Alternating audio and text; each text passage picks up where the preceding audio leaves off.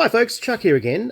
Back with another TikTok on the business of writing. And in this one, I wanted to address something that's come up for me just in the last month. I'm basically in the reading stages now of preparing an anthology for Daft Notions, my own imprint, called Humans from Earth. And several months ago, I posted all the specifications, online. There's a submissions portal and what have you. And I went to great pains to make sure that all of these submission specifications were very clear. There were clear directions on what formats the submission, the file that it was in, be saved as, RTF and Word and what have you. There were clear instructions on what sort of fonts should be used and the size of the fonts and the layout of the story, etc.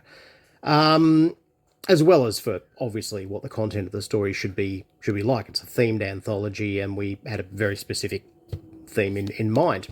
What has become apparent to me, and I've certainly heard this from other quarters and other markets over the years, but I've never really been in the position to see it for myself. What's clear to me is that a lot of authors don't actually read the specification guidelines properly. I would suggest that if you are submitting to a market, whether it's you're submitting a novel or an anthology or a short story or something like that, is to not only read the guidelines carefully, but reread them when you are finally ready to submit your work. Make sure that the file is saved in the right format, whether they're asking for something in Word or RTF or PDF or what have you. Make sure you've got the fonts correct according to what's being asked for. Some markets will only post, "Oh, we expect it in everything to be formatted according to, say, the Shun manuscript format." There are various different ideas for how you format a manuscript, and you can find all these online. So if there's nothing more than, "Hey, you should do it according to whatever kind of manuscript it is," you can Google those easily enough. Formatting your manuscript in any way other than what the publisher has asked for is immediately a roadblock to getting published. Several things might happen if you don't submit it in the right way. They might take one look at it and go, "Nah," and you will never hear anything about it. It won't get read. It won't get looked at. It'll get put in the bin, and you will never find out anything about it. If they're kindly, as I think I am, and they maybe have a bit more time on their hands, you might get a courtesy message saying, "Hey, thanks for your submission, but you didn't format it correctly, so sorry, we're not gonna read it." I've had to send out 4 of those in the last week. In one case, the person then resubmitted it in the correct formats. The other 3 just didn't hear anything back. And where they are falling down, I haven't read any of the stories yet. As I say, I'm just getting into the reading period. I've given myself a month to do that.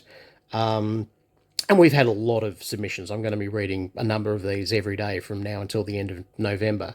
But I can tell you that the things that were missed were the format that the file was saved in. We specified, docx and RTF, and yet I had several people send it in PDF. And the thing is, these aren't arbitrary things I've asked for. These are things that I know will make my life easier. I have noticed a couple when I've glanced at them are in weird fonts. That's also not great. In some cases, the way I had asked the file to be named, which was story name followed by the author name, so that I always knew whose work I was looking at, wasn't followed. That I was a bit more forgiving about. When I saved it to various folders and what have you, I would rename it so that it was story name, name of the author. And again, that's so I know whose work I'm reading at the one time. My advice there is read the submission specs. Read them before you put your story together. Read them during. Read them at the end, and literally have them open and read them while you are preparing to submit it. Because sometimes how they want you to submit things goes right through to the way in which you send it through.